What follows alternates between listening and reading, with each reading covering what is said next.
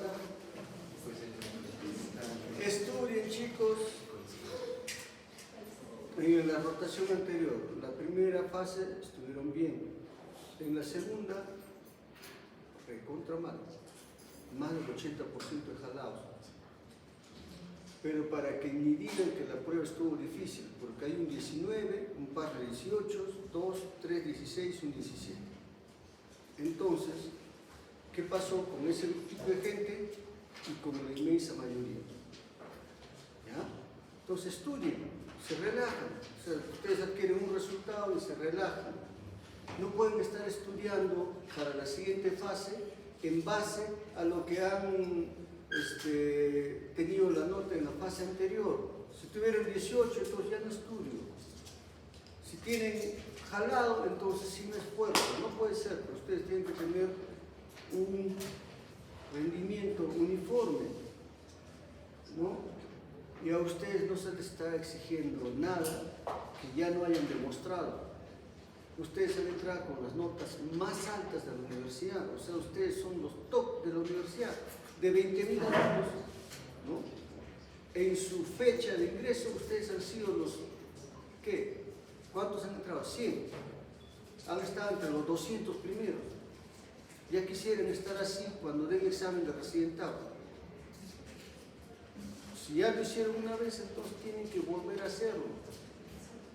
¿Ya? Estudien, por favor. ¿Ya? Ahora, no sé por qué no vienen a clase, por decir, no vienen a clase. 2 horas que dura la clase van a demorar en darle la leída de los que vinieron a clase, para que estén más o menos con los que vinieron a clase. ¿Basta? Tendrán que leer algo más. Es por eso que al final vienen los problemas. Cuando uno hace una pregunta un tanto capciosa, etc., caen redonditos. ¿Por qué? Porque tienen los conceptos dando vuelta, pero no los tienen fijos. ¿Ya? Así que, chicos, a estudiar tranquilos. Vamos a ver hoy día la primera clase de la segunda fase. Entra el examen hasta la clase anterior. Todo lo que es cristalino y catarata.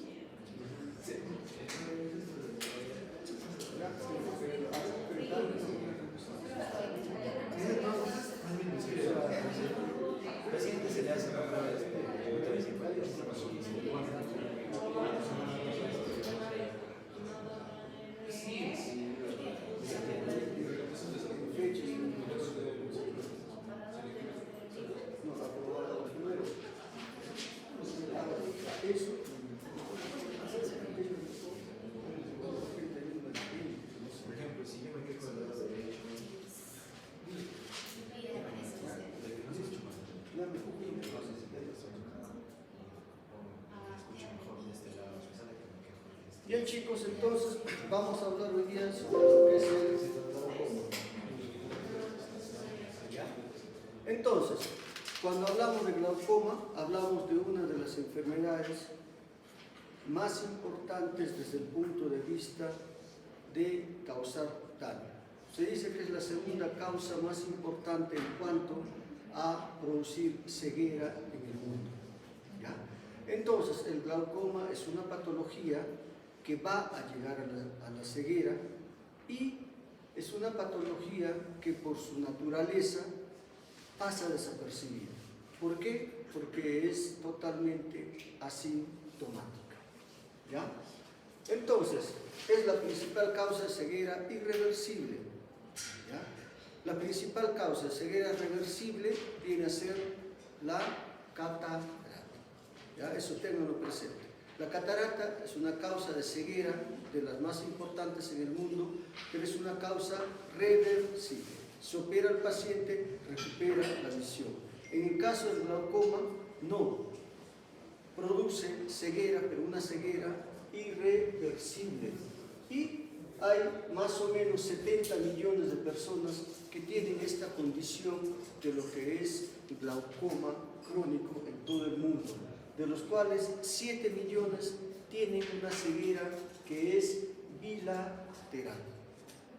Cuando hablamos de glaucoma crónico, en nuestra realidad vamos a referirnos generalmente al glaucoma crónico de ángulo abierto. ¿Ya? Pero en otras latitudes, ¿no? El glaucoma de ángulo cerrado viene a ser la manifestación más frecuente del glaucoma, sobre todo en la población asiática. Y este glaucoma de ángulo abierto lo tenemos la población europea, la población africana y la población sudamericana. Además que el glaucoma de ángulo abierto viene a ser la causa más importante de ceguera en la población negra. ¿Ya? Pero hay que tener en cuenta que las proyecciones en cuanto a la prevalencia del glaucoma indican que los latinos a largo plazo van a tener mayor prevalencia conforme pasen los años y probablemente se constituya en la raza que también tenga más ciegos por glaucoma. Y algo que hay que tener en cuenta es de que en el glaucoma generalmente el diagnóstico se hace muy tarde. Se dice que más del 50% de los glaucomatosos no tienen un diagnóstico. ¿Ya?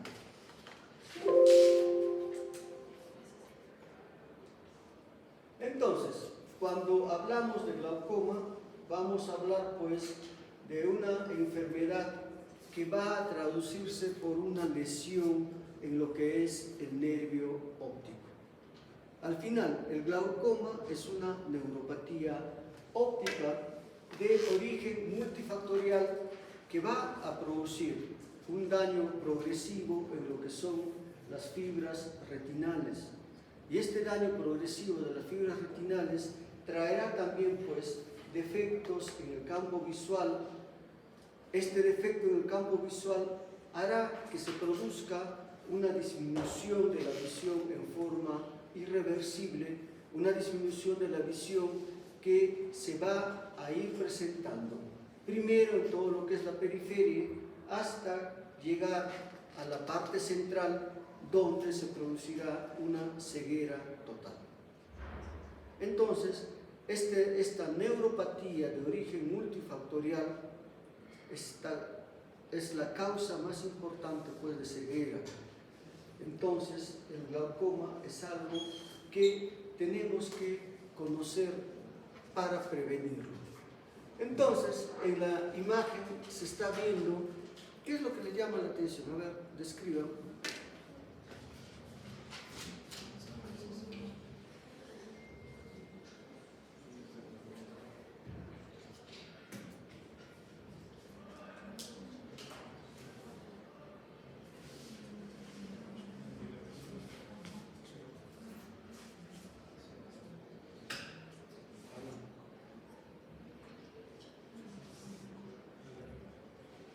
A ver, describe por favor lo que estás viendo.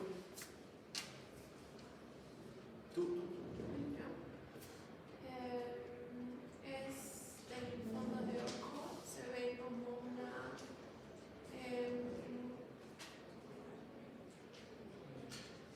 como más ¿cómo se puede decir? Está más iluminado, o sea, la luz se refleja un poco más. Ya. Otra observación. ¿A ti qué te parece?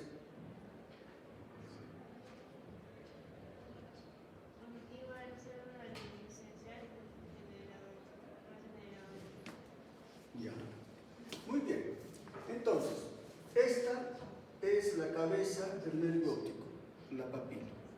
¿Ya? Y acá tenemos lo que se llama una excavación, que es por el sitio por donde emergen los vasos sanguíneos. ¿Ya?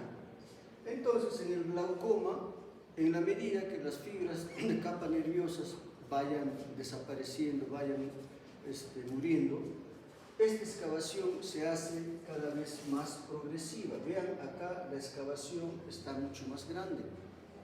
Esto es traducción de mayor daño, de mayor fibras de capa nerviosas muertas.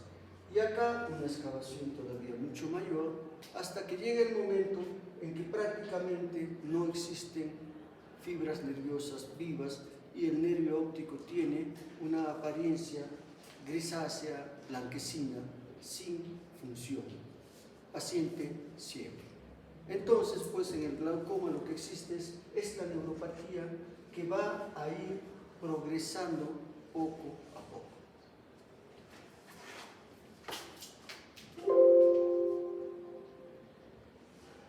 Muy bien, entonces es importante tener en cuenta el drenaje del humor acuoso. ¿Por qué?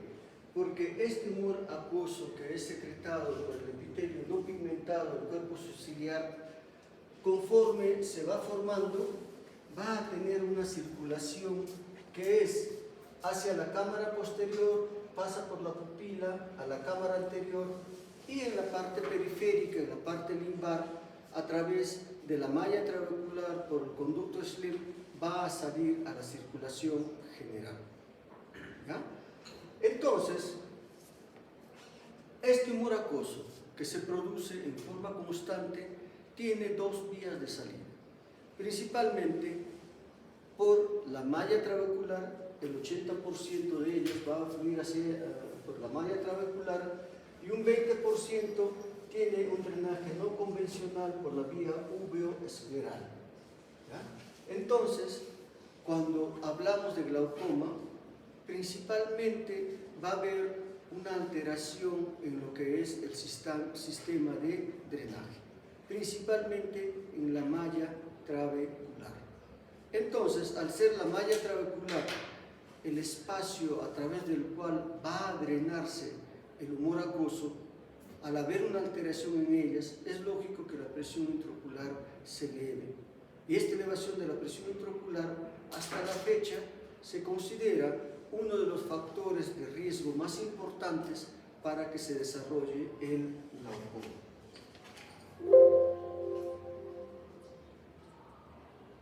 Entonces, el humor acuoso, el volumen de la cámara anterior es de 200 a 300 microlitros, se va renovando cada 100 minutos a través de esta circulación que va existiendo. La presión intraocular, entonces, ¿quién es la que va a otorgar? El humor acuoso. ¿Ya? De todas las estructuras, por ejemplo, el humor vítreo, etc., es el humor acuoso que va a hacer de que la presión intraocular se mantenga, pero en límites pues que son normales, entre 10 a 20, 21 milímetros de mercurio.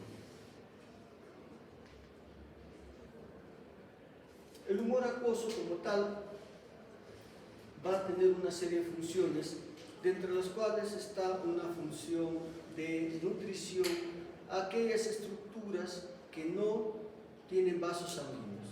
¿Cuáles? La córnea y el cristalino. También en este humor acuoso va a haber pues una serie de respuestas humorales y celulares, como sucede en situaciones de procesos inflamatorios, como en caso de una uveitis. Pero la función también importante es la de mantener la presión intraocular. Entonces, ¿tener presión intraocular es bueno, es malo?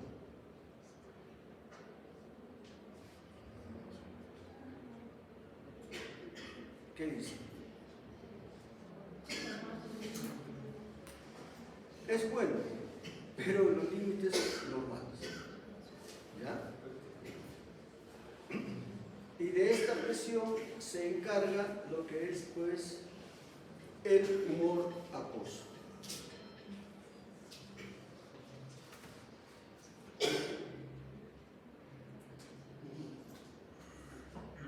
Ya está buscando, pero seguro que ya en 10-15 minutos están llegando. No sé si no te preocupes, damos 20 minutos.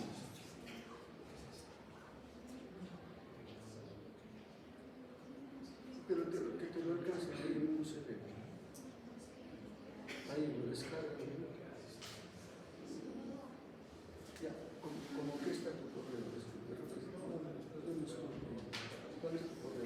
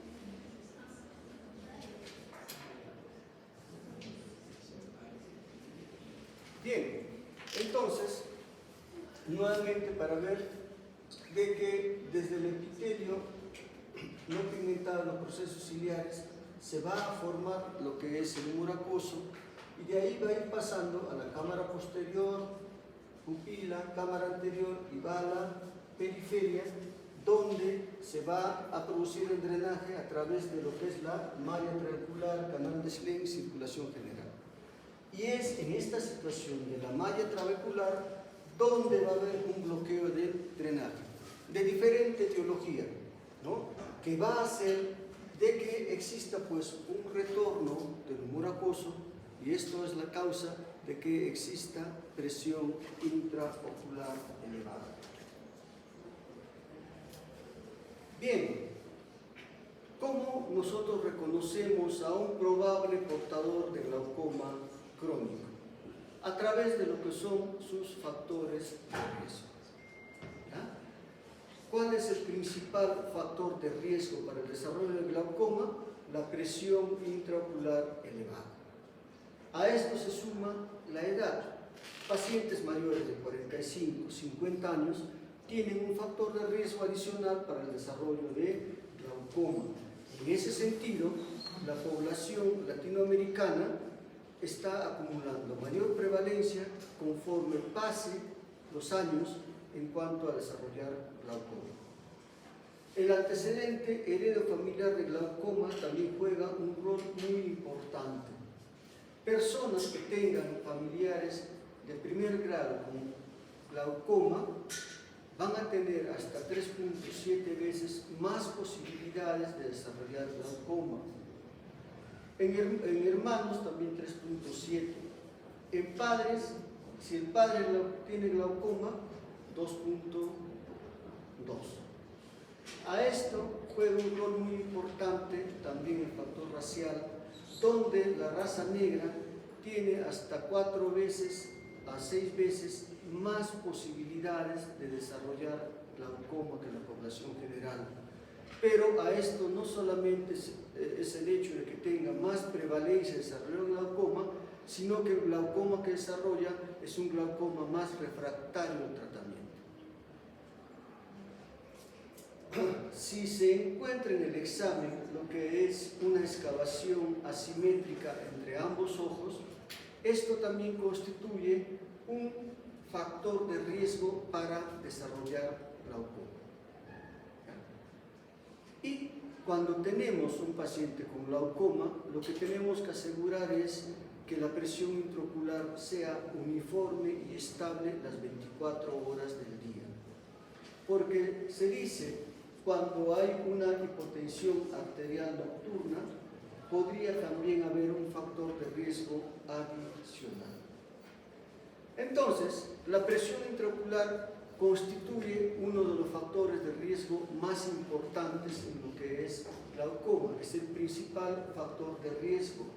Y la prevalencia de que pueda desarrollarse glaucoma va a aumentar en la medida que aumente la presión intraocular.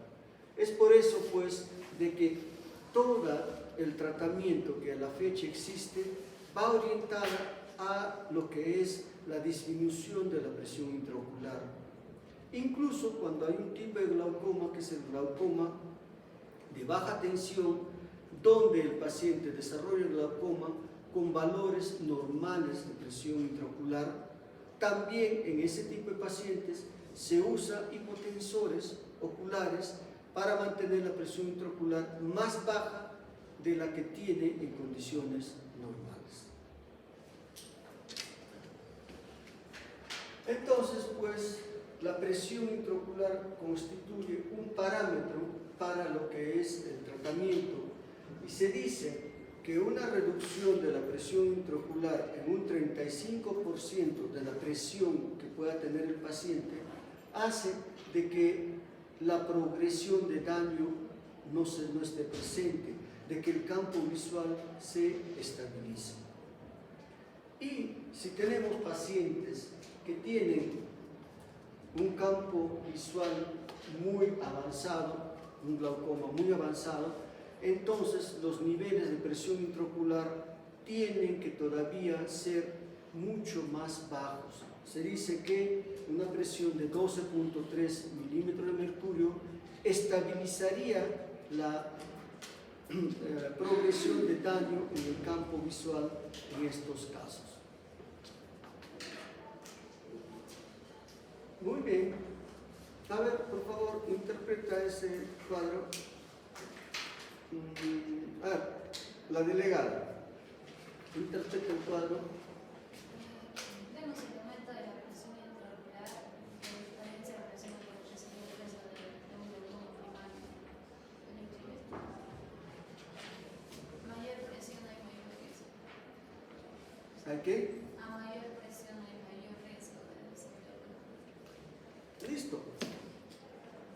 Riesgo a tener glaucoma con presiones normales, menos del 5%. Si esto se incrementa a 24, ya va aumentando un 10, 12%. Pero si esto es mayor, ¿no? 30, 34, vean cómo sube la prevalencia a un 35, 40%.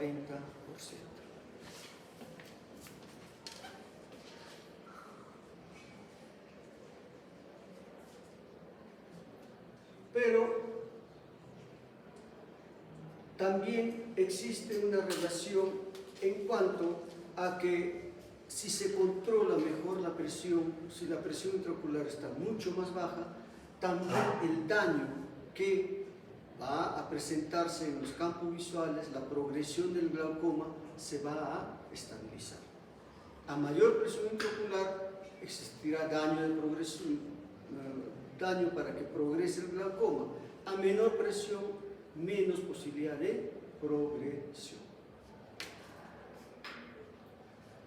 También el glaucoma tiene un ritmo circadiano en cuanto a lo que es, pues, los valores de presión a lo largo de todo el día.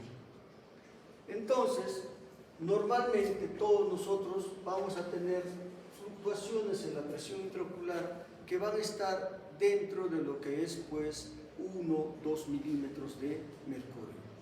Pero los pacientes glaucomatosos tienen una fluctuación de presión que es mucho mayor, 3, 4, 5 milímetros de mercurio. Entonces, es por eso que se dice que la presión intraocular debe de ser controlada las 24 horas del día para evitar estas fluctuaciones. Y cuando hablamos de glaucoma, 1 milímetro de presión sí es importante. ¿Ya? El aumento de 1 milímetro de presión en un paciente glaucomatoso sí es importante. Entonces, ¿qué es lo que hace que aumente la presión intraocular? Principalmente la alteración en su sistema de drenaje. Ahí está todo el problema. No existe un exceso de producción del humor acuoso. ¿Ya? Eso ténganlo bastante presente. El gran problema va a estar en obstrucción de la malla trabecular por anormalidades en la matriz extracelular, que ya vendría a ser lo que está pasando realmente en el glaucoma, aunque no se conoce el mecanismo, o puede ser porque esta malla trabecular tenga injuria de células del trabéculo por sustancias tóxicas o por obstrucción de debris. ¿Ya? Entonces, cualquiera de estas cosas, ¿qué es lo que va a dar? Va a dar una obstrucción de la malla trabecular. Es necesario que se tenga en cuenta lo que es dos conceptos: hipertensión ocular y sospechoso de glaucoma. Cuando hablamos de hipertensión ocular, cuando hay un aumento de la presión intraocular, pero sin cambios visibles en lo que es el nervio óptico y sin alteración en el campo visual.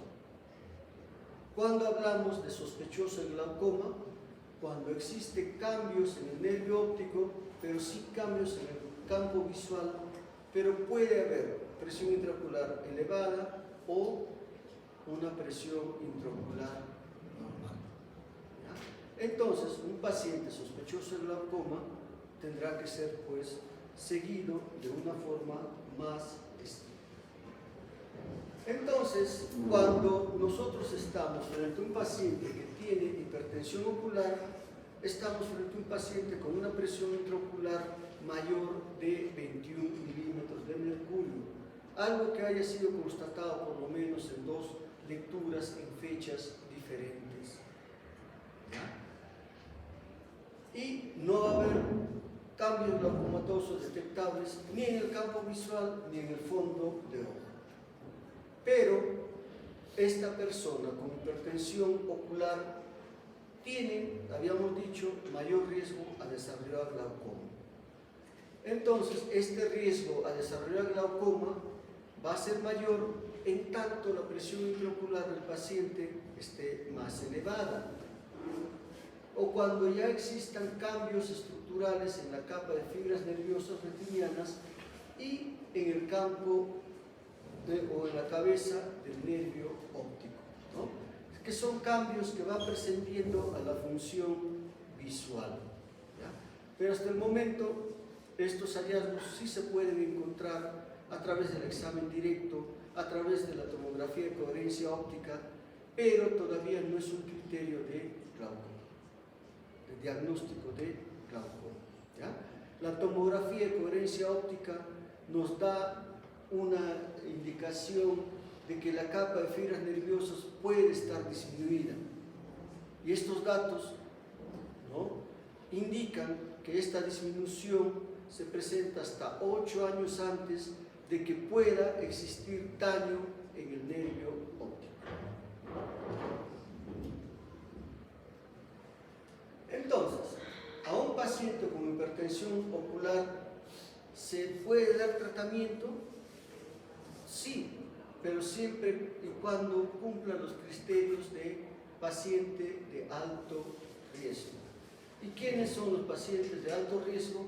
Generalmente aquellos pacientes que tengan presiones intraoculares mayor de 28 milímetros de mercurio. A estos pacientes sí se le da lo que es pues un tratamiento como ya si fuese glaucoma. A esto, si se suma de que se tiene una córnea muy delgada o si se tiene una relación excavación papila que es más de 0.4, puede iniciarse tratamiento. Anteriormente, años atrás, ¿no?, se daba tratamiento a toda persona que tenía una presión mayor a 21 milímetros de mercurio.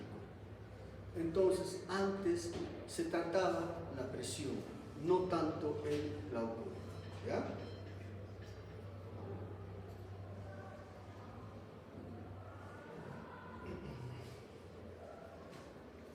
Vean, los pacientes con hipertensión ocular, ¿no?, que tienen presión intraocular mayor a 28 milímetros de mercurio, tienen hasta 5 veces más riesgo de glaucoma. ¿Ya? Entonces, ahí tenemos un cuadrito donde se correlaciona la prevalencia con niveles de presión intraocular. 2.6 a 3% con 21 a 25 milímetros, 12 a 26% con 26 a 30 milímetros y mayor de 30 hasta un 42%. Pero el hecho es de que para situaciones de poder dar tratamiento, esto tiene que hacerse con presiones mayores a 28 milímetros de mercurio. Entonces, el nervio óptico, ¿qué es pues el nervio óptico? Viene a ser una prolongación del sistema nervioso central, que está conformado por más de 1.200.000 axones, ¿no?, de las células retinales, que cuando sufren un daño, como toda estructura nerviosa, ya no va a ser capaz de regenerarse. ¿Ya? Entonces, es en esta estructura que el glaucoma va a hacer daño, y el daño se va a producir a través de lo que es una situación de un daño mecánico, un daño vascular o una apoptosis. Al final no existe todavía algo concreto respecto a cuál de estos mecanismos es más importante. En lo que es la teoría isquémica en cuanto a génesis del glaucoma, se dice que va a haber pues un compromiso de la microvasculatura de la cabeza del nervio óptico, la misma que por esta presión intraocular elevada no va a cumplir una función adecuada, produciendo una isquemia crónica de la cabeza del nervio óptico y la lesión consiguiente. La teoría mecánica implica el hecho de que va a haber un daño directo del nervio óptico por compresión de las fibras nerviosas, ¿ya?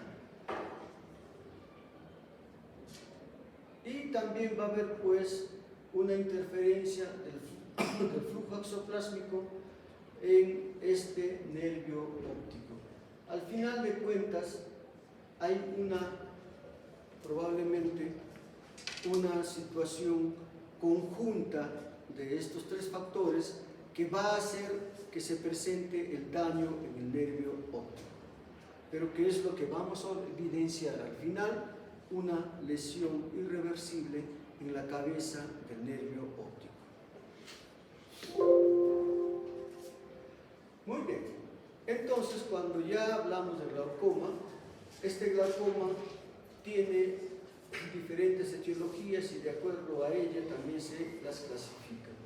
Puede haber un glaucoma abierto, la misma que puede ser primaria o secundaria, o un glaucoma de ángulo cerrado también que es primario y secundario. Entonces, en el glaucoma de ángulo abierto vamos a tener un glaucoma primario ángulo abierto, el más frecuente, un glaucoma de tensión normal que se puede presentar hasta el 30% de los pacientes con glaucoma, un glaucoma de ángulo juvenil que es mucho menos frecuente y el glaucoma congénito. ¿Ya? Hay también glaucomas secundarios que pueden ser inducidos por el cristalino, ya habíamos hablado, glaucoma facoanafiláctico, un glaucoma pigmentario, pigmentos del iris que van acumulándose en la zona cavernular, que va a causar pues aumento de la presión intraocular, o puede haber un glaucoma neovascular. El glaucoma neovascular es aquel glaucoma que es resultado de una isquemia retinal que va a hacer que existan neovasos en la parte anterior del ojo, vale decir, en el área del iris, en el ángulo cavernular. También en forma secundaria puede estar asociado a desprendimiento de retina, a traumas oculares, a lo que es síntomas, procesos inflamatorios en la retina como una uveitis o secundario a medicamentos. ¿Ya? Entonces, los glaucomas secundarios va a haber un aumento de la presión intraocular, pero producto de una infección o de una enfermedad subyacente a nivel ocular. Entonces, generalmente este glaucoma secundario va a ser pues un glaucoma unilateral, en la gran mayoría de los casos asociados a lo que viene a ser cuadros inflamatorios como una uveitis. El glaucoma neovascular, generalmente asociado a las dos grandes patologías como podría ser la retinopatía diabética o a una trombosis de la vena central de la retina. Esto va a producir isquemia a nivel de la retina, que generará el aumento de sustancias vasoactivas que va a dar origen a lo que son los vasos sanguíneos que van a localizarse en la parte anterior del ojo, a nivel del iris, produciendo pues goniosinequias entre el iris y la córnea, cursan con lo que es una inflamación ocular. En estos casos, el tratamiento va a tener que ser el tratamiento de la enfermedad de fondo que está causando esta rubiosis iridis. ¿Y cuál es el tratamiento de fondo? El que no exista isquemia en la retina. Generalmente la panfotocoagulación retinal. ¿Ya? Como vamos a ver en el glaucoma, el tratamiento siempre es tópico con gotas, con operaciones que involucran la parte anterior del ojo. Pero en este glaucoma neovascular el tratamiento va a tener que hacerse hacia la enfermedad que está desencadenando el cuadro, cuál es la isquemia retinal. A ver, ¿qué están viendo ahí? ¿Qué te llama la atención en los dos gráficos? Hay una opacidad. ¿De qué? Una opacidad de la córnea. Una inyección ciliar también. Ya. ¿Cuál es la inyección ciliar en el lado derecho? Lo que se está acercando al límite. ¿Esto? ¿No? ¿También esto?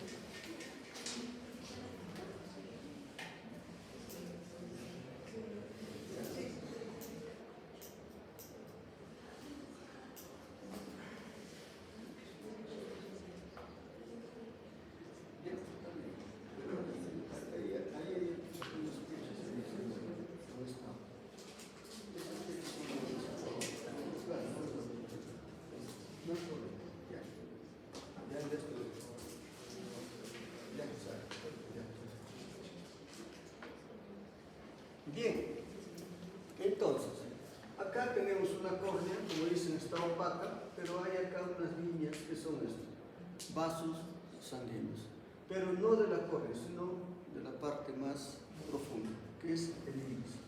Por ejemplo, acá, ustedes están notando de que hay una especie de, digamos, congestión, que parece una congestión ciliar, pero esto es, vean, esta es la pupila. Estos vasos sanguíneos, ¿dónde están? En el iris. Entonces, esto es una rubiosis iridis. ¿Ya? Y esto es traducción de un glaucoma neovascular. ¿Y cuál es el tratamiento de este glaucoma neovascular? Panfotocoagulación retinal. Si le pones gotas, si lo operas con la cirugía tradicional, etc., no va a dar resultados.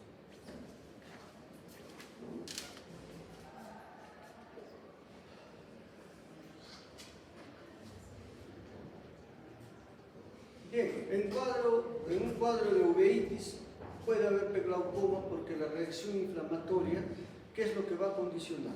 De que estas células inflamatorias tengan que migrar de repente hacia la malla trabecular, y otra, que la reacción inflamatoria va produciendo sinequias en lo que es el espacio trabecular, y esto hace que ese espacio trabecular, esta malla trabecular, por donde debiera eliminarse el humor acuoso, va a ofrecer resistencia a este drenaje del humor acuoso.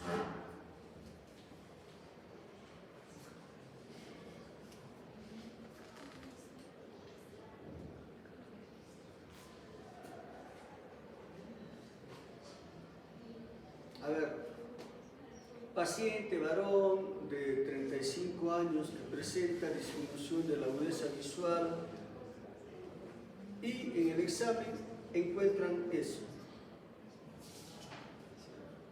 ¿Cuál sería el probable diagnóstico?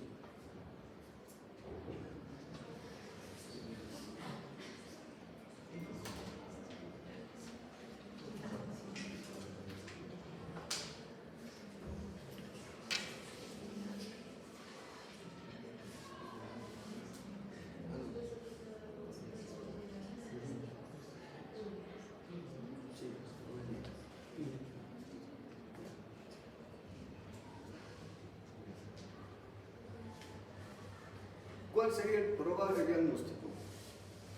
Úlcera corneal, queratitis, uveitis, endoftalmitis o úlcera micótica.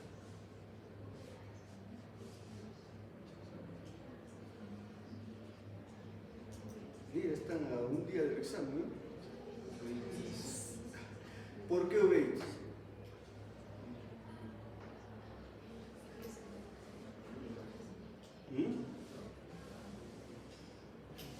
Vean, una congestión ocular bastante marcada con una inyección ciliar en un paciente donde hay algún grado de miosis y donde hay reacción inflamatoria de hipopio, eso es uveitis hasta descartar lo contrario. Si este paciente hubiera tenido una cirugía de catarata de hace 2 o 3 días, o una herida penetrante en el ojo, una herida abierta en el ojo, y viene con esto, ¿cuál sería el probable diagnóstico?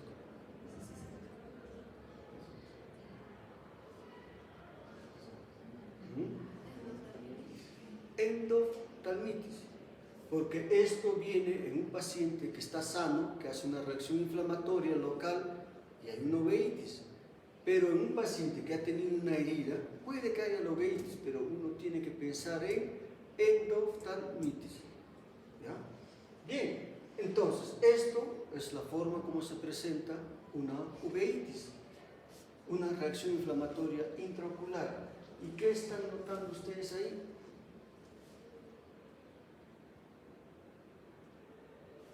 Acá. ¿Qué les llama la atención?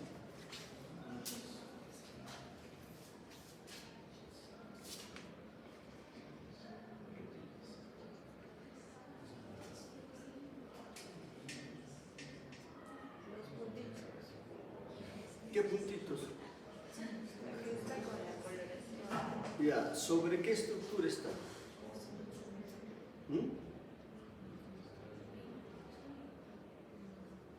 Esos puntitos están en algún sitio.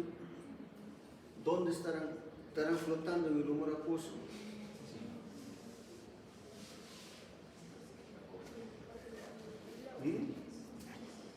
Están pues sobre el cristalino. ¿Y qué estructura está delante del cristalino? El iris. En una reacción inflamatoria, ¿qué es lo que pasará entre el iris y el cristalino?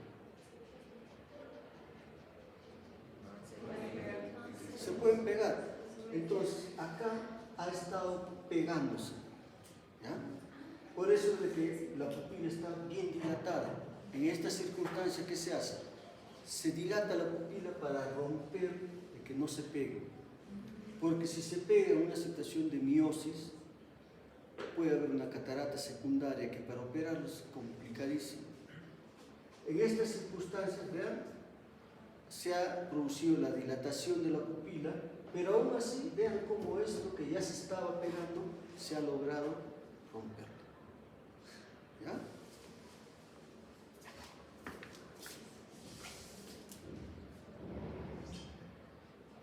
En el glaucoma traumático va a haber pues una alteración traumática del sistema de drenaje del humor acuoso. Cuando hay un paciente que ha sufrido un trauma contuso, siempre es bueno controlar la presión intraocular. Como ya el paciente viene con algunos días de traumatismo a veces, entonces hay que controlar la presión intraocular en forma inicial y un control en una semana, 10 días, porque lo que es la estructura del sistema de drenaje puede verse alterado y producirse un glaucoma secundario. Entonces, vamos a hablar de lo que es el glaucoma crónico de ángulo abierto, ¿ya?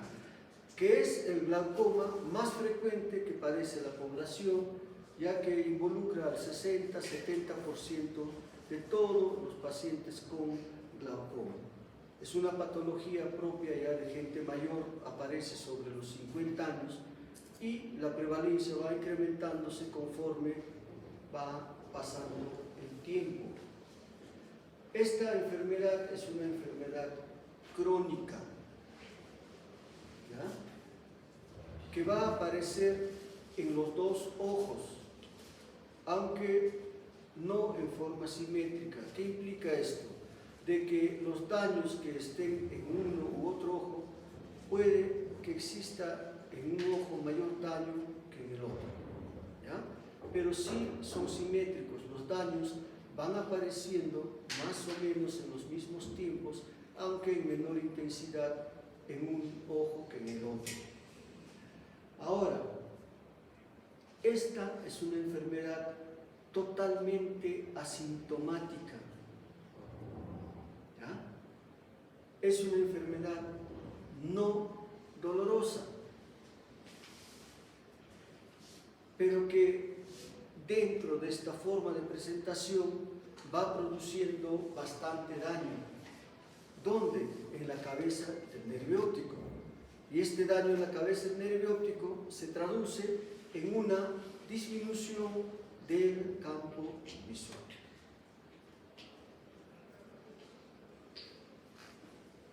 Muy bien.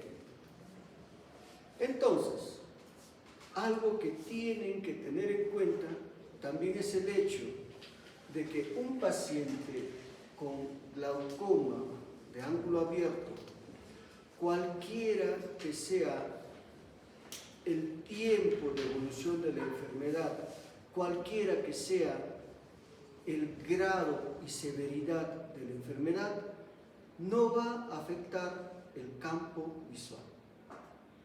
Perdón, la visión central. ¿Qué implica esto? Que si el paciente tiene 20-20 de visión, va a tener ese 20-20 de visión desde el momento del diagnóstico del glaucoma hasta estadios finales y terminales del glaucoma, hasta que pierde la agudeza visual. ¿Ya?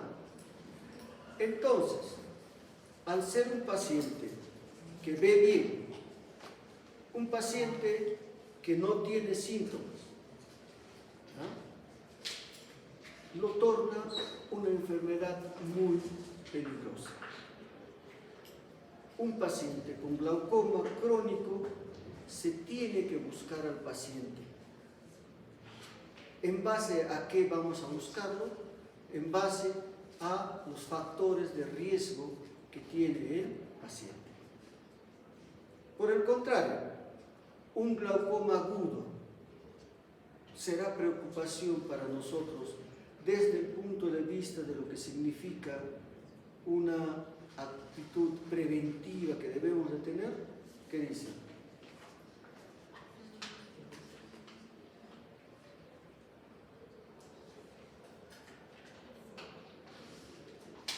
¿Cómo hacer prevención en un glaucoma agudo?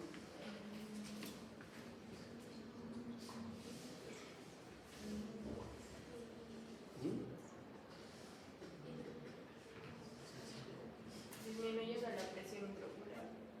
Pero son pacientes que todo es normal, no tienen presión intraocular elevada.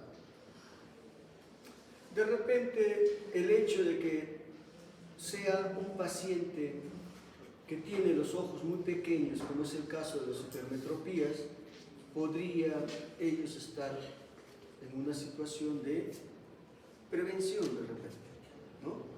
Pero si hace un glaucoma agudo una persona, desde donde esté, esa persona va a buscar ayuda. ¿Por qué razón?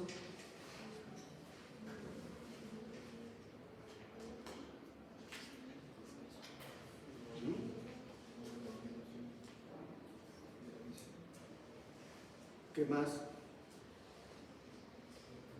Porque esto es una patología totalmente diferente al glaucoma agudo. Uno, que hay una disminución brusca de la visión. Otra, que es doloroso. ¿Ya? Va a presentar dolor ocular intenso, incluso con síntomas neurovegetativos, náuseas, vómitos.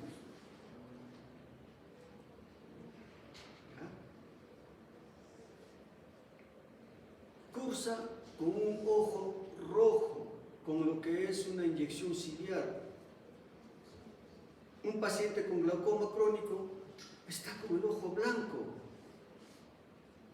¿Ya? Entonces, alguien que tenga un glaucoma agudo, al día siguiente, en 2, 3 días, llega a consulta. Pero un paciente con glaucoma crónico le das días, meses, semanas, años, no va a consultar. ¿Ya? Eso lo hace peligroso. ¿Por qué? Porque el paciente está viendo bien y no tiene molestias.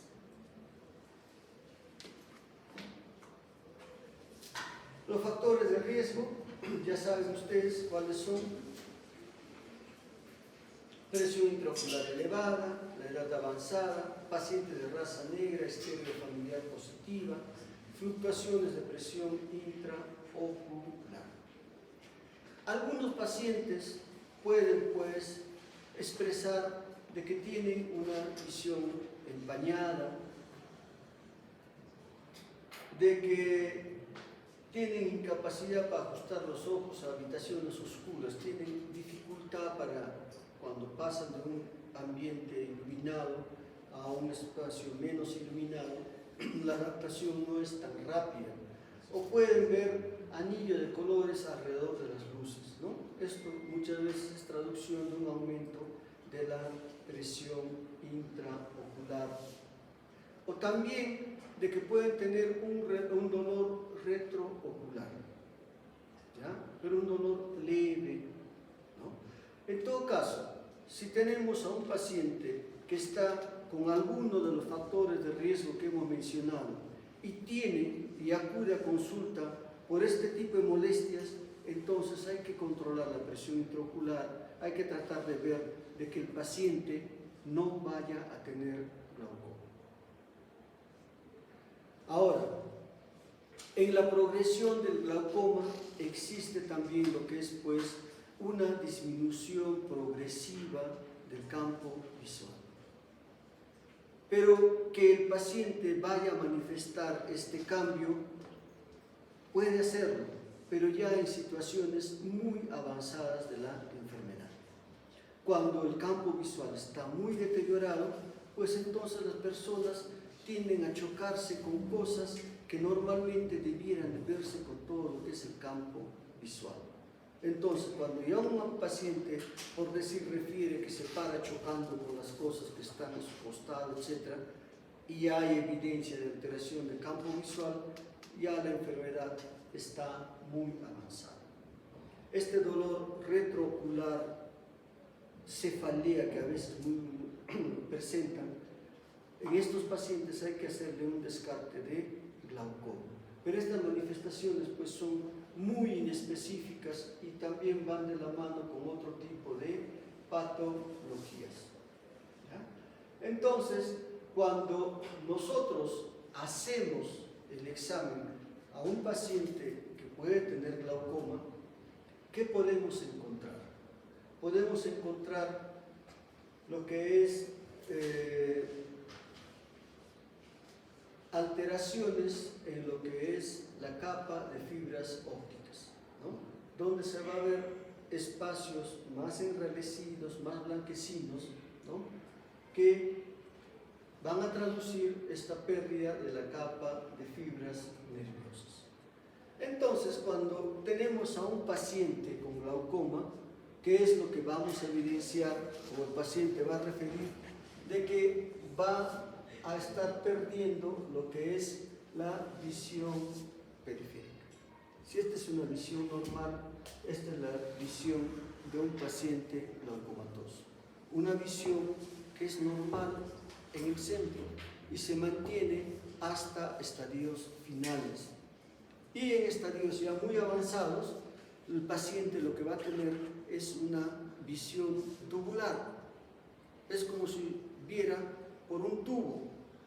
O sea, muy buena visión, pero puede haber alguien parado a su lado y no lo ve. ¿Ya? Entonces, esta visión tubular es manifestación pues, de glaucomas muy avanzados. Entonces, en el glaucoma lo que va a existir es una progresión de daño del nervio óptico, la misma que va a ser irreversible. Y en su momento, cuando se plantea la posibilidad de tratamiento, el tratamiento va a ir destinado solamente a evitar que continúe el daño glaucomatoso. Ya no vamos a poder restituir todo lo que ya se ha perdido. ¿Ya? Entonces, ¿cómo hacemos el diagnóstico de glaucoma? En esto es importante lo que es pues la medida de la presión intraocular, que se hace a través de diferentes equipos, como puede ser la tonometría de Scholz, que no es tan exacta, es una medida que nos da de forma referencial. La tonometría de aplanación, que es la forma más exacta de medir la presión intraocular y es útil sobre todo en lo que significa el control al tratamiento que está teniendo el paciente, ¿no? Y la tonometría de aplanación a nivel pediátrico, ¿no? Todas ellas nos determinan la presión intraocular. ¿Y por qué es importante la determinación de la presión intraocular? Porque es el principal factor de riesgo para desarrollar glaucoma. ¿Ya? Y además que también es la lectura que nos va a decir qué tanta respuesta al tratamiento tiene el paciente. Por lo tanto, pues, cuando nosotros acudamos a una consulta oftalmológica y estamos dentro de los factores de riesgo, debemos de exigir la toma de la presión intraocular. Aunque en lo que es el cribado de glaucoma, más efectivo es el hecho de que pueda observarse directamente los cambios en la cabeza del nervio óptico o de preferencia hacer el campo visual. Solamente que estos procedimientos pues son procedimientos en caso de hacer un campo visual muy caros o para lo que es la evaluación del nervio óptico, el que haya un oftalmólogo en todo centro asistencial de primer nivel no es factible, ¿verdad? Porque los resultados con personas que no son de la especialidad no son muy buenos. Entonces, la presión intraocular todavía puede usarse como una forma de screening para los pacientes. Total, una presión intraocular elevada va a significar que nosotros podamos hacer un descarte de glaucoma en ese paciente. El segundo criterio a tener en cuenta para el diagnóstico viene a ser los cambios en el nervio óptico. En el nervio óptico va a haber una serie de alteraciones que es necesario evaluarlas. En primer lugar, tenemos que ver la excavación del nervio óptico. ¿Qué tanta excavación existe? ¿Existe hemorragias en el disco? ¿Existe lo que es la presencia de una muesca?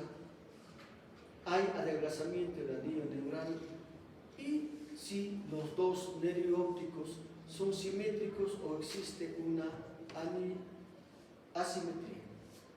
¿Ya? Entonces, cuando vamos a evaluar en el nervio óptico, lo que vamos a evaluar es una palidez en el centro del nervio óptico que tiende a ser cada vez más progresiva. Y en esa zona donde hay una alteración en la coloración, ya no existe pues tejido neural. ¿Ya? Entonces, en condiciones normales, si nosotros tenemos una papila, por la parte central, por donde emergen los vasos sanguíneos, va a haber una pequeña excavación, la misma que es fisiológica, que representa el 20 a 30% del área de esta papila. Esto es normal. ¿Qué vamos a esperar en un glaucoma? Que esta excavación vaya aumentando progresivamente.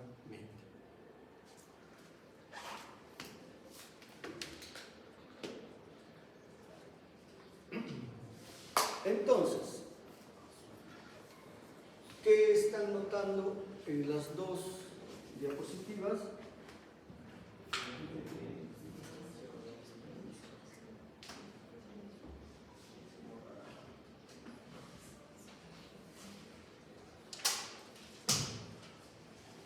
¿Cómo?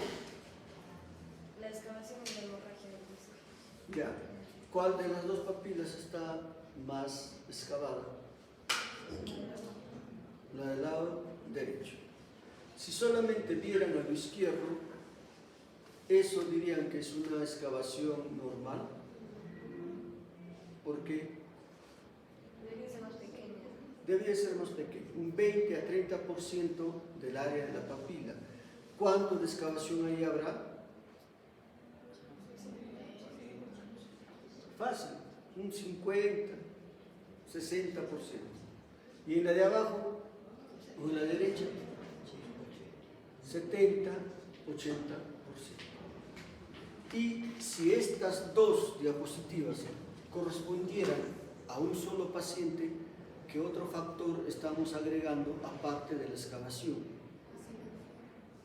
La asimetría. Y esta asimetría es un factor importante en que ese paciente tiene glaucoma.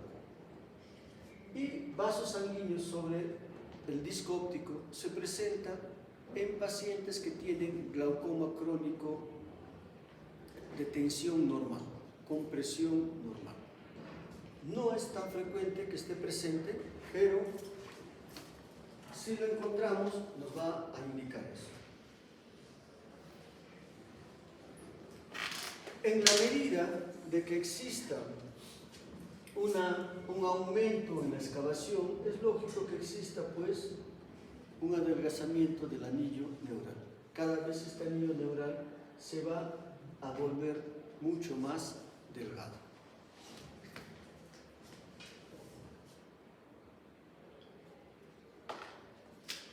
Bien, no sé si acá estén percibiendo, acá tienen una excavación bastante grande, ¿no? Pero acá hay una especie de muesca, ¿no?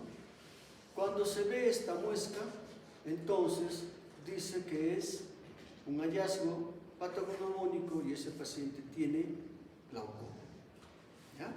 Entonces, a la muesca, que es un hallazgo patognomónico para glaucoma, el tener la simetría en cuanto a excavación del nervio óptico, también esta se constituye en un factor importante para lo que es diagnóstico de glaucoma.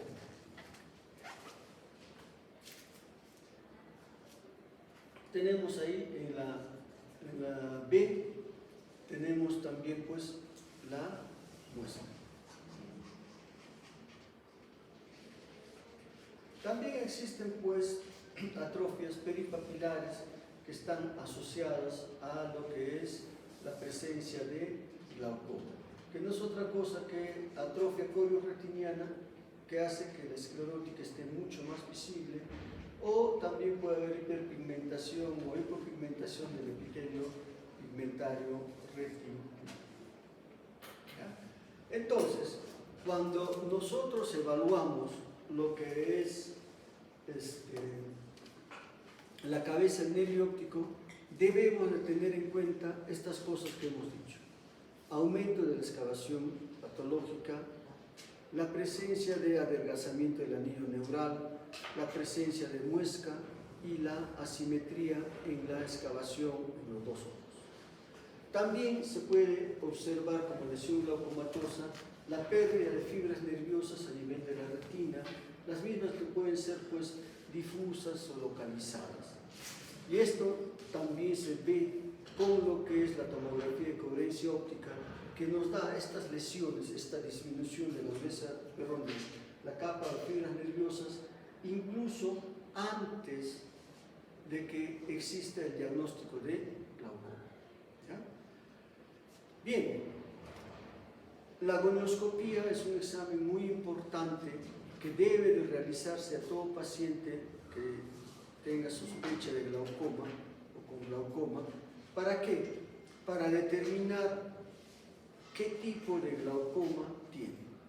¿Es un glaucoma de ángulo abierto, de ángulo cerrado? Dentro de los glaucomas de ángulo abierto, ¿cuál es el probable origen? Porque hay pigmento en la retina, ¿no? Hay debris en la retina, existe sinequias a nivel del ángulo cardiacular, etc. ¿No? Por ejemplo, aquí se está observando que sinequias, si esto está en todos los 360 grados, ¿qué está pasando? Va a haber menos drenaje del humor acuoso. Otro criterio para lo que es el diagnóstico de glaucoma lo constituye las alteraciones en el campo visual. Prácticamente esto es mandatorio en lo que significa glaucoma. Si no hay alteración en el campo visual, podrá ser solamente un sospechoso de glaucoma. A pesar de que en una tomografía de coherencia óptica exista pérdida de lo que son las capas de fibras nerviosas o un adelgazamiento de la capa de fibras nerviosas, ahí todavía no es glaucoma.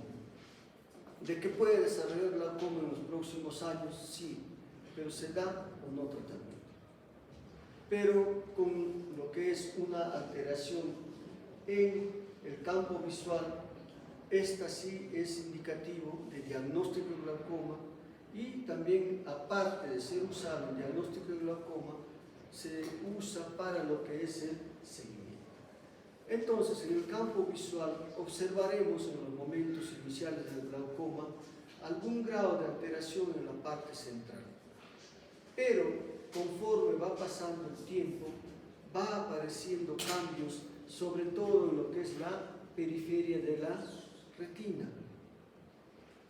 ¿Ya? En el campo visual, la parte superior en negro, eso está indicando lesión, hasta que llega a tomar todo el campo visual. Entonces, la tomografía de coherencia óptica ahora se está usando bastante como un fin preventivo, porque nos da lesión preglaucomatosa hasta con 5 o 8 años de anticipación, pero la gran pregunta es, ¿se da o no tratamiento? ¿Ya?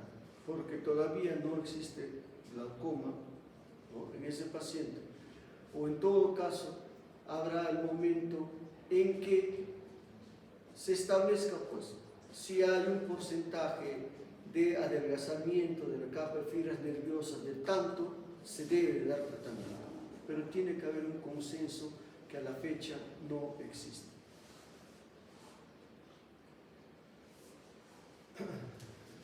Entonces, cuando nosotros vamos a enfrentar el tratamiento de glaucoma, esta tiene que estar orientada en base a una serie de principios, digamos, dentro de los cuales esté el lograr la presión meta y la estabilidad. ¿Qué implica esto? De que en todo paciente con glaucoma nosotros tenemos que buscar una presión objetivo para ese paciente.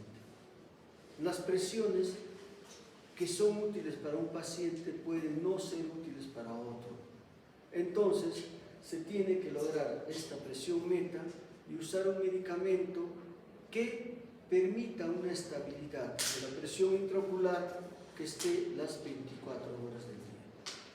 ¿Ya? Respecto a tolerancia y cumplimiento, ¿no?, de que ese medicamento no pueda tener efectos secundarios sistémicos, efectos secundarios locales en los pacientes, y tenemos que asegurar el cumplimiento del tratamiento. Existen muchas drogas de laboratorio de investigación, pero que son muy caras. Si se usara solamente para un proceso agudo, se podría hacer el esfuerzo, pero si vas a usar ese medicamento por toda la vida, vamos a agregar un costo a ese presupuesto familiar.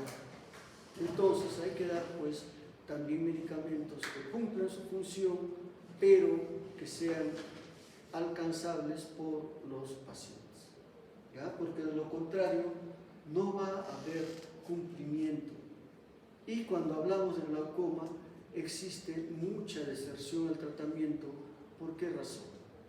Porque vamos a dar tratamiento a pacientes que ven bien, vamos a dar tratamiento a pacientes asintomáticos y al que todavía los medicamentos le producen efectos secundarios oculares. Y además se suma el hecho de que estos pacientes tienen que tener un desembolso económico mensual. Entonces es muy fácil el abandono y una justificación lógica. ¿Por qué? Porque cuando nosotros enfocamos un tratamiento o recibimos un tratamiento, la mejoría siempre lo vamos a asociar o a disminución de dolor o a una serie de disminución de molestias de cualquier patología. Pero cuando estamos tratando el glaucoma, si a esto sumamos de que el paciente no tiene molestias y por el contrario las gotas le producen molestias, es muy fácil que el paciente abandone el tratamiento. Más si tiene buena visión, porque todo lo relacionamos en cuanto a ojos con qué tanto ve. Si tiene buena visión, entonces, ¿cómo podría ese paciente, ¿no?, seguir las indicaciones? El hecho es de que a través de una serie de estudios poblacionales amplios que se han realizado, más o menos pues se tiene consenso de que debiera bajarse la presión por lo menos en un 20% para aquellos pacientes que tienen hipertensión ocular o un glaucoma temprano.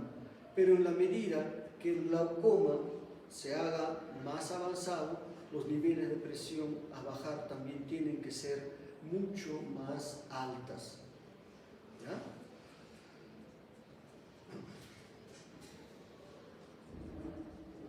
Vean, efecto secundario de medicación. Si ya nosotros sumamos a estos pacientes el hecho de que un medicamento dura un mes, a los 30 días se acaba. Pero el glaucoma es una patología que se presenta en personas de más edad, personas ancianas. Probablemente las 2 gotas que están indicadas, una en cada ojo por día, el paciente para que se eche las gotas va a usar 2, 3 gotas por ojo. Entonces esas gotas no le van a usar, no va a durarles el mes completo, sino 20 días, 15 días. Entonces aumenta lo que es su presupuesto. ¿Ya? Y tiene que usarse pues medicación que sean complementarios. No podemos usar medicamentos que tengan la misma función, el mismo mecanismo de acción, porque no va a hacer mayor cosa. ¿Ya? Usar medicamentos con diferente tipo de mecanismo de acción. Tenemos, por ejemplo, los que actúan disminuyendo la producción de humor acuoso, donde vamos a tener pues principalmente a los beta bloqueadores y los inhibidores de la anhidrasa carbónica. También vamos a tener un aumento en lo que es el flujo de salida, ¿no? Donde, por ejemplo, los análogos de prostaglandinas van a actuar en lo que es la vía uveoescleral.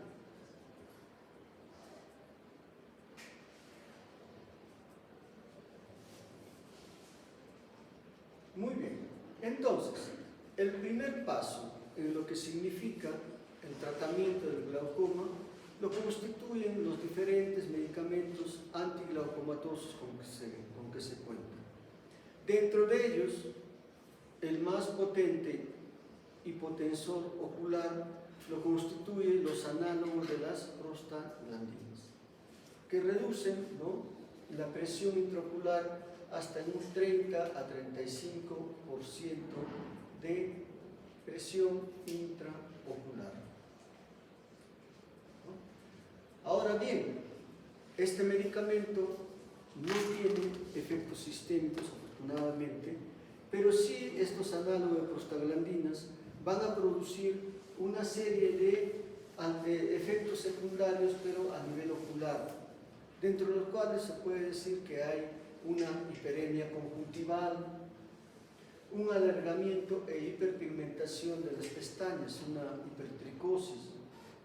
Puede haber alteraciones en el pigmento del iris y en la piel periorbitaria, ¿no? Y este tipo de medicamentos sí habría que usarlos con precaución en caso de glaucoma secundario a una uveitis. Entonces es muy importante pues estos análogos de las prostaglandinas, porque a la fecha constituyen el primer nivel de medicamentos que se disponen. Entonces, siempre o actualmente se usa la monoterapia en cuanto a lo que es el tratamiento de glaucoma, porque también las moléculas antihipertensivas oculares han mejorado, ¿no? Porque anteriormente a veces se trataba con 2, 3 drogas que se usaban 2, 3 veces al día, y prácticamente el paciente pasaba el día echándose gotas, y muchas veces tratando una hipertensión ocular no glaucoma.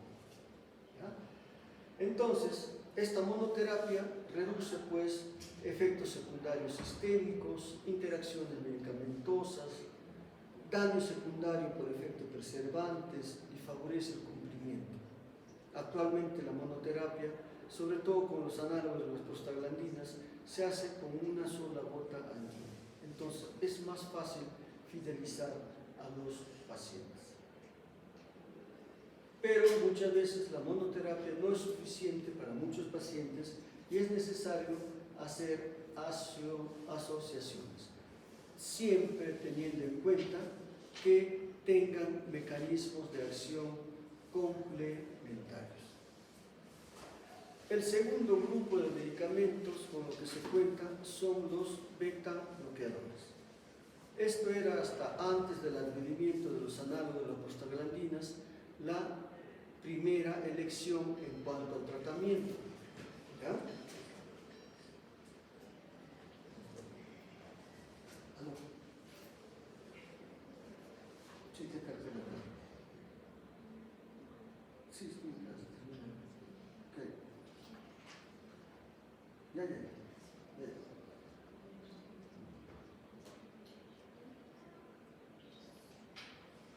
Entonces, los beta bloqueadores van a reducir pues la secreción del humor acuoso y por lo tanto disminuyen la presión intraocular.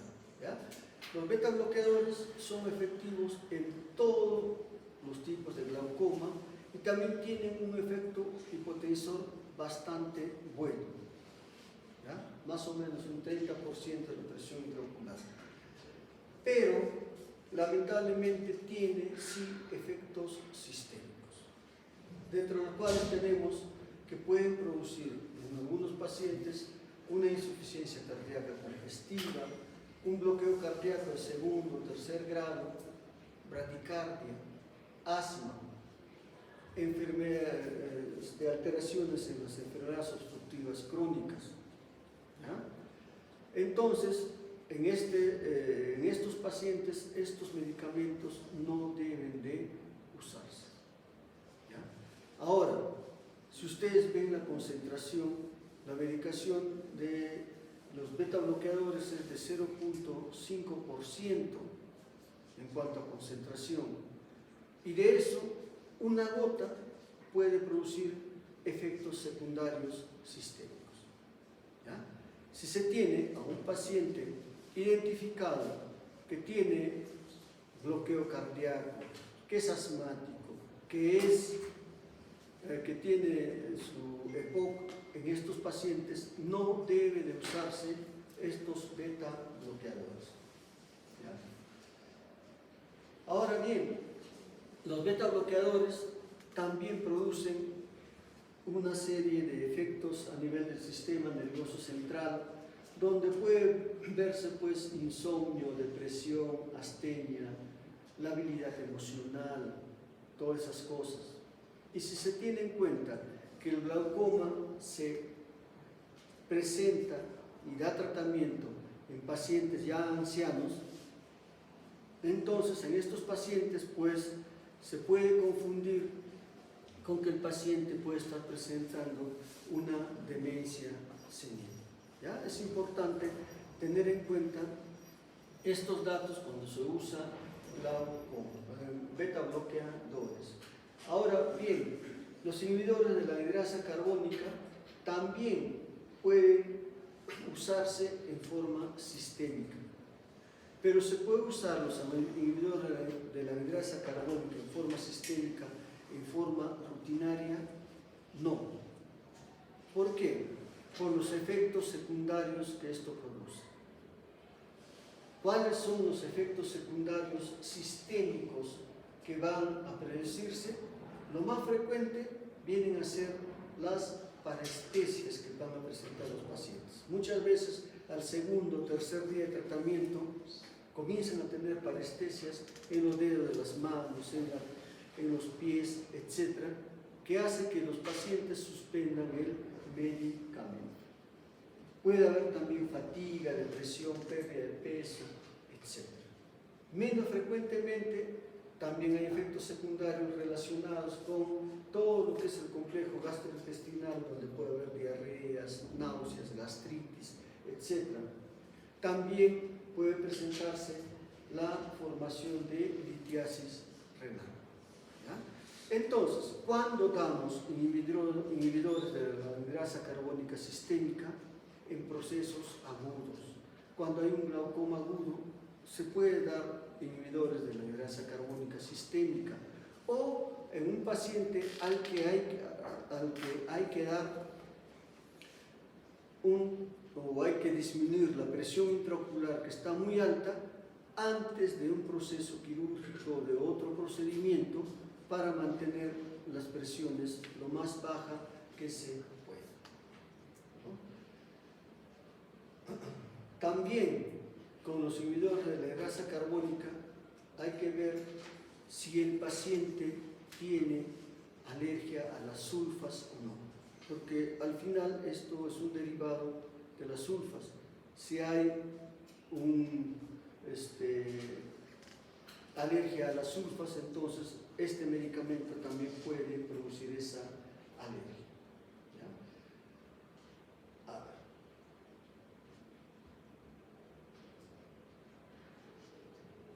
ver. Entonces, cuando no hay una buena respuesta al tratamiento, se da pues el tratamiento máximo en cuanto a lo que se puede usar en gotas para tratar de lograr de que la presión se mantenga estable y no cause daño en el campo visual.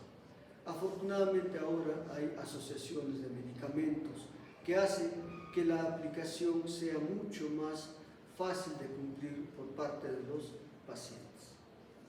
Pero aún así, ¿no?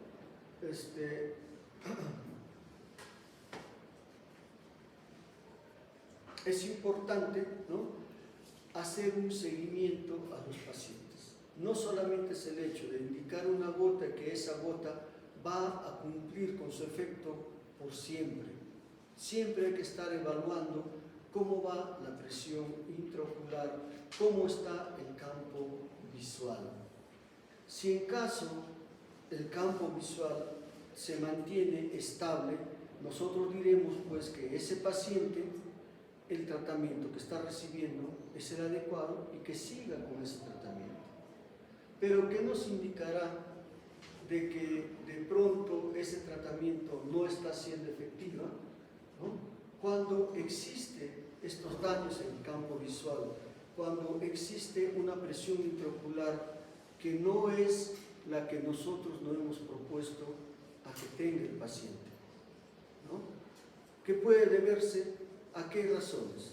A que el paciente no está cumpliendo el tratamiento o que de pronto la medicación que estamos dando está generando fluctuaciones en la presión intraocular, por lo tanto se debe de dar otro tipo de medicamento. Entonces, el tratamiento de lo que son con medicación tópica da muy buenos resultados. Pero tenemos también otras alternativas de tratamiento, dentro de los cuales tenemos la trabeculoplastía láser selectiva. ¿Ya? Este tratamiento de trabeculoplastía láser selectiva está dando tan buenos resultados que existe la posibilidad de que pueda ser usado como primera línea de tratamiento, sustituyendo a la medicación tópica. ¿Cuál es el inconveniente de este tratamiento? El que todavía tiene un efecto que no es duradero en el tiempo. Hasta 5 años hay muy buenos resultados.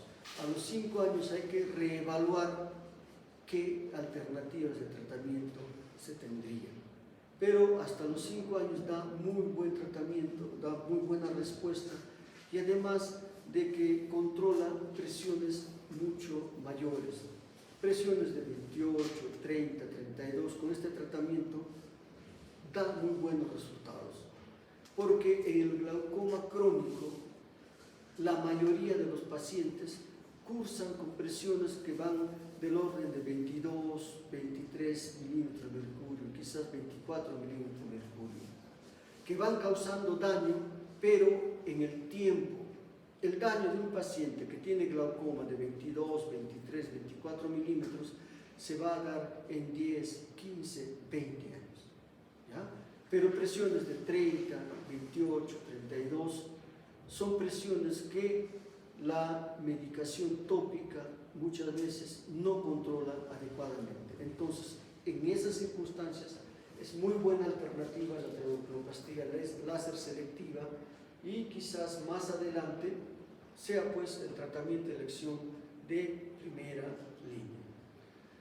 Otro tipo de tratamiento lo constituye lo que es pues la traqueolectomía. Es un tratamiento quirúrgico que, si bien a la fecha existen otro tipo de tratamientos quirúrgicos menos invasivos, todavía este tratamiento es el que mejores resultados está dando hasta la fecha.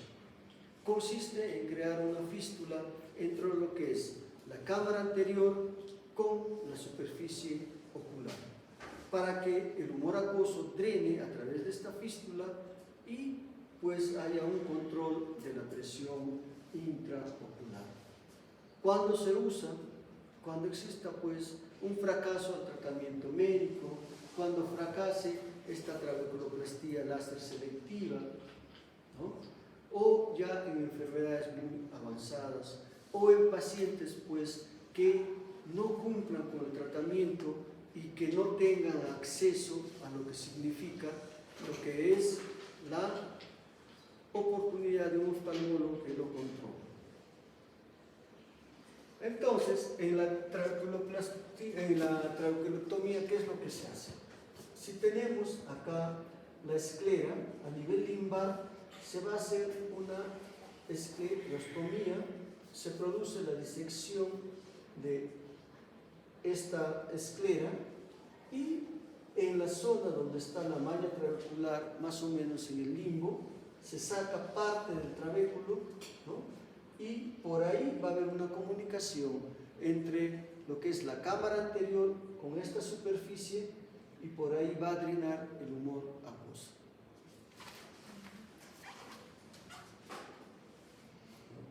Es un paciente posoperado donde estamos viendo una ampolla filtrante. Vean cómo esta ampolla se está formando. ¿Por qué? Porque hay una salida del humor acuoso hacia la parte de la superficie.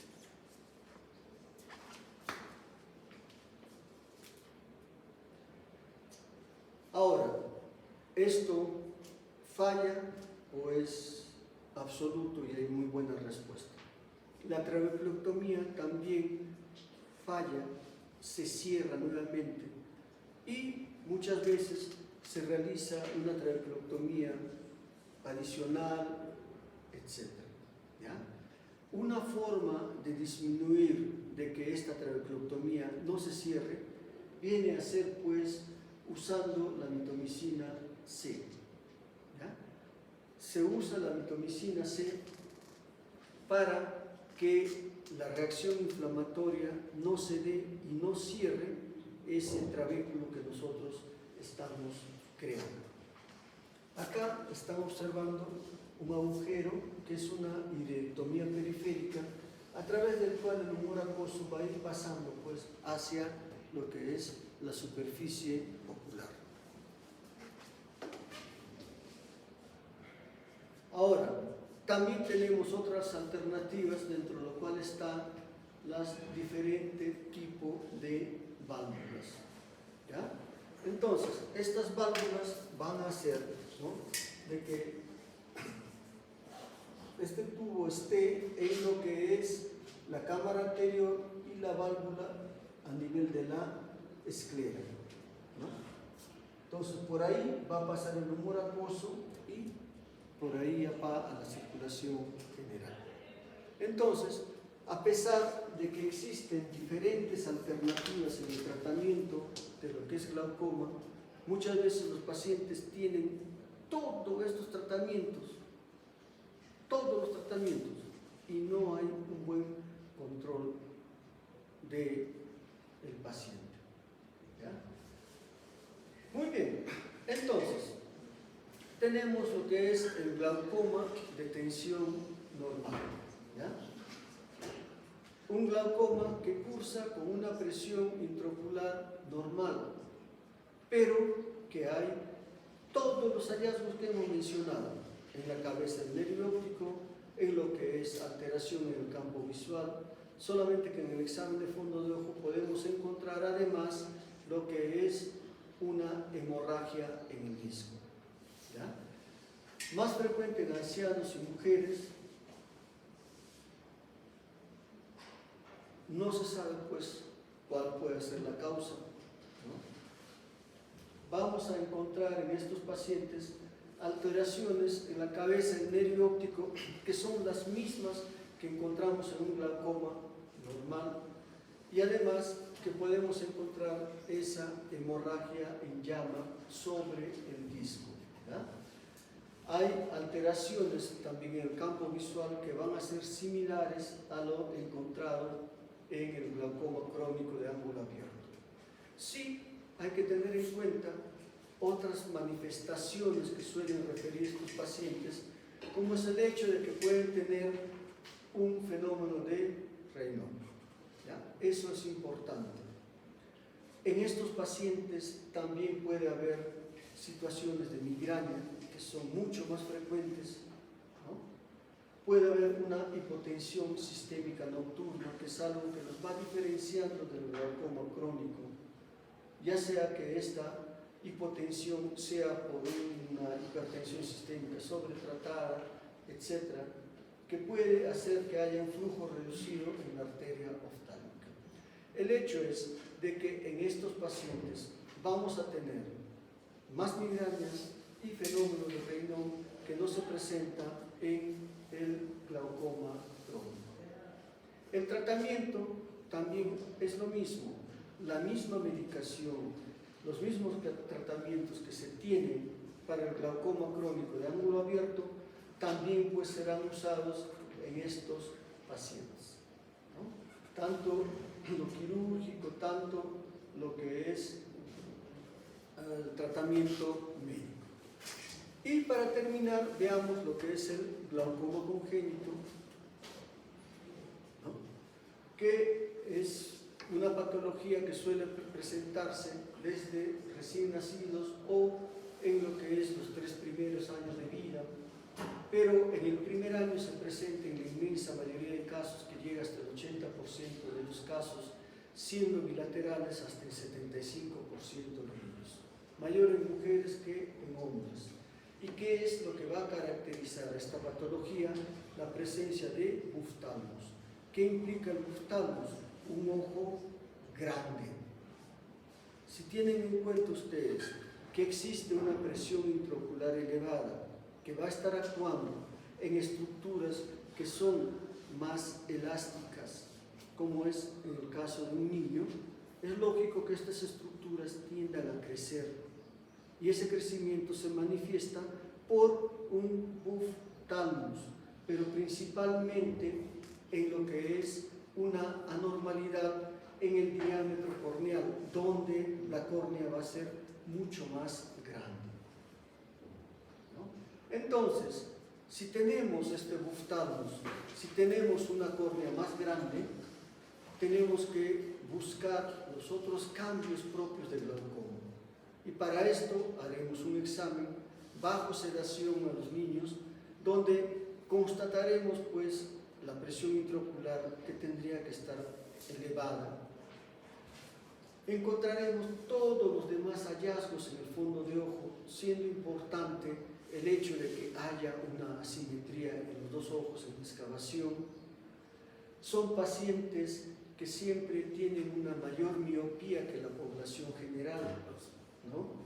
Entonces, en el examen de retinoscopía vamos a encontrar miopía axial, encontraremos esta megalocornea de más de 12 milímetros, y además vamos a encontrar estas cosas que también nos van a alertar de que ese paciente quizás tenga un glaucoma congénito: la presencia de edema corneal, fotofobia y epífobia.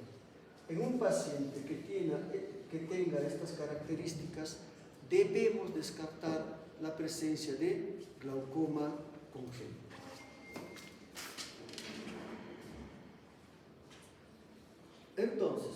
síntomas va a tener un paciente con glaucoma congénito?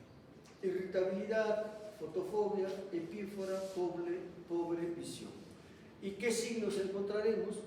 En glaucoma de todo tipo, siempre los signos son muy importantes. En el glaucoma congénito tendremos presión intraocular elevada, buftalmos, estrías de Hub, edema corneal y daño en el nervio óptico. ¿Ya? A ver, ¿qué ves en esa imagen?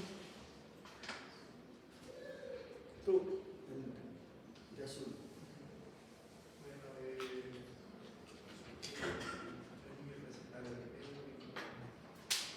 ¿Cómo? ¿Qué estás viendo?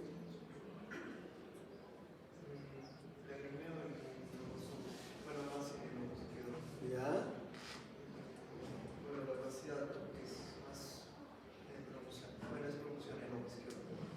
Ya. ¿Una opacidad dónde, más o menos?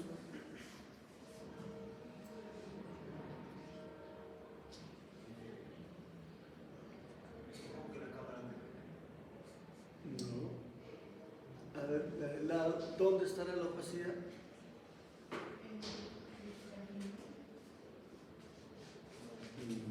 No.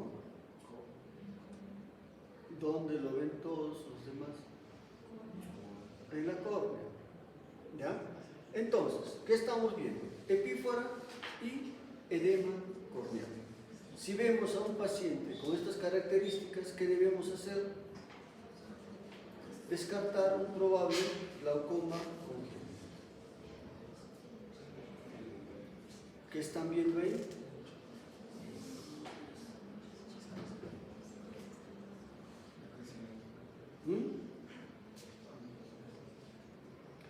En el ojo izquierdo del paciente tenemos una córnea totalmente alterada, edematizada, ¿no? Es un ojo mucho más grande, secundario a glaucoma congénito. ¿Qué ven ahí? No, también es córnea. Edema corneal. ¿Ya? Entonces, si hay un edema corneal, tienen que pensar glaucoma congénito. ¿Y ahí qué se ve?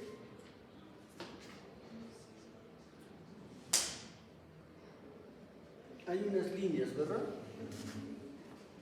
Acá. ¿Se ve?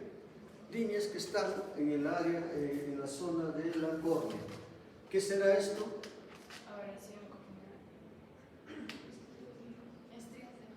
Las estrías de Hub.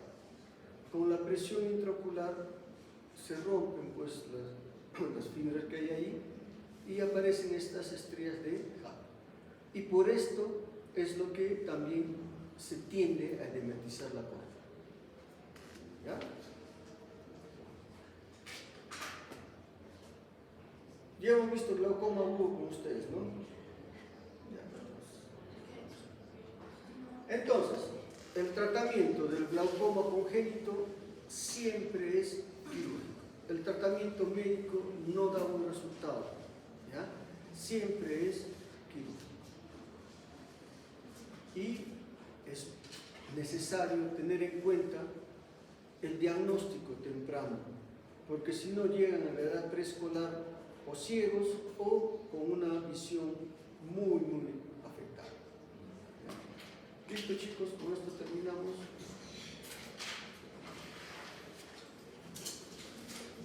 Entonces, el viernes 4 de la tarde, el examen.